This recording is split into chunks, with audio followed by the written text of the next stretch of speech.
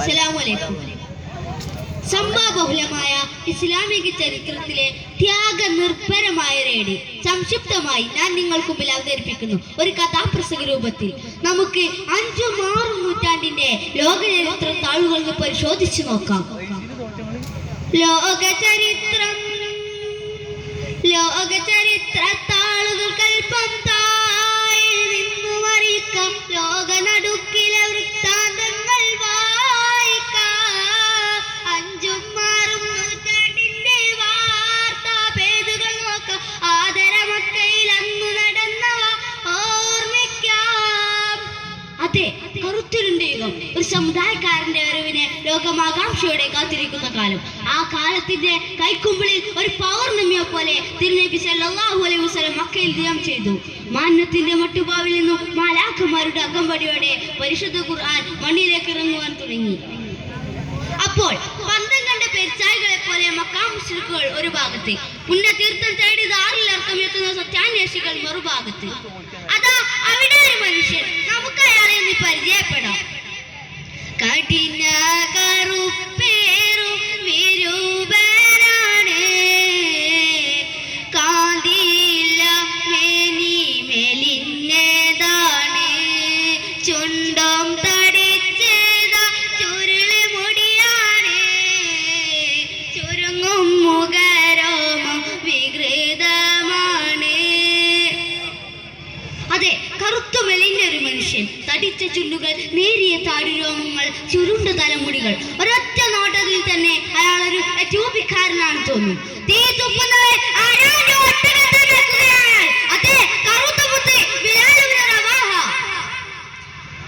അദ്ദേഹത്തിന്റെ ബാഹ്യശരീരം നാം മനസ്സിലാക്കി കഴിഞ്ഞു.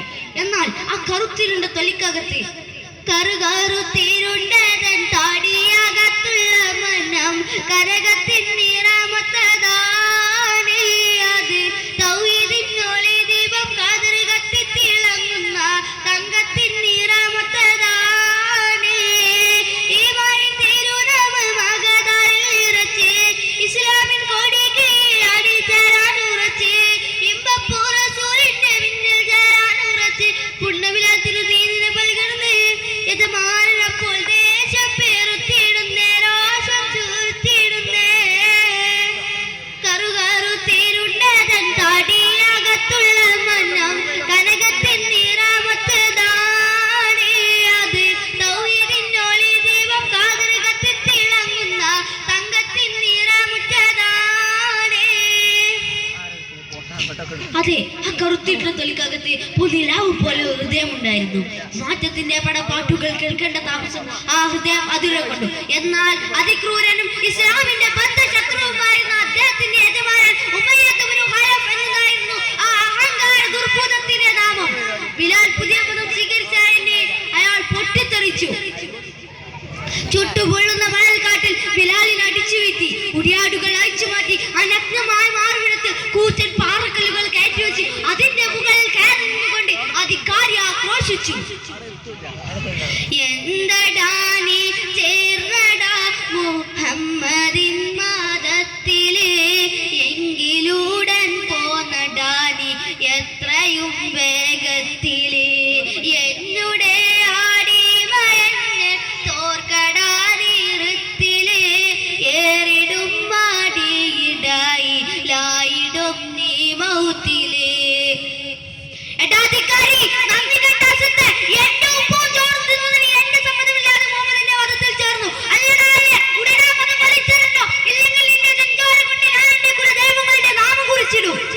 എന്നാൽ ആ പ്രഭാവം നിശ്ചയമാക്കാൻ ഉമയ്യത്തിന്റെ ആജ്ഞക്കോ വേദനയുടെ കൽപ്പന പിടിപ്പിക്കുന്ന ചാട്ടവാറിനോ സാധിച്ചിരുന്നില്ല. അപ്പോഴും ആ തരം ചലിക്കുന്നുണ്ടായിരുന്നു. അഹദെന്ന് മുദ്രാവാക്യം ചുണ്ടി നിന്ന് മുതിർത്ത് വരുന്ന തടുക്കാൻ ഉമയ്യത്തിനാവുകയില്ലല്ലോ. ആരാധിച്ചിടാനർഹന്യേക റബ്ബുൽ ഇസ്സത്ത് എന്നൊരു സത്യം മാറ്റിയിടാൻ വഴിയില്ലല്ലോ.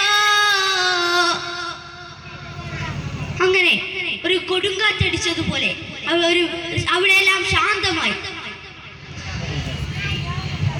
അങ്ങനെ നബിയുടെ വഫാത്തിന് ശേഷം ഉമർ റളിയല്ലാഹു അദ്ദേഹത്തിന് മദീനയിൽ ബാങ്ക് വിളിക്കാനാവാതെ അദ്ദേഹം ഷാമിലെത്തി.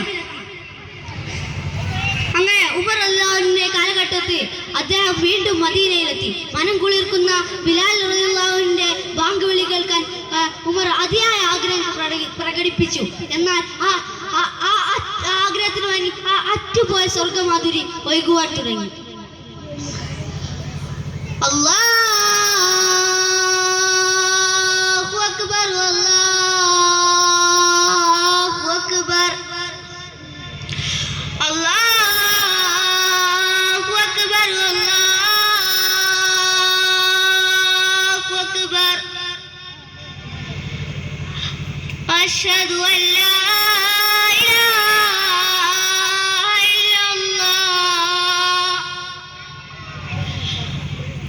أشهد أن لا إله إلا الله أشهد أن പ്രവാചകം പൂർത്തിയാക്കാൻ അദ്ദേഹത്തിന് കഴിഞ്ഞില്ല. ഉൾക്കൽപ്പിൽ നിന്നും പൊട്ടിയ പ്രവാചക സ്നേഹം ആ ശബ്ദത്തെ കീഴടക്കി. ഒരു കൊച്ചുകുട്ടിയെ പോലെ ബിലാൽ നിലവിളിക്കുവാൻ തുടങ്ങി. അങ്ങനെ മസ്ജിദ് നബിയുടെ അകത്തളം കണ്ണുനീരിൽ കുതിർന്നു. ആ കണ്ണുനീർ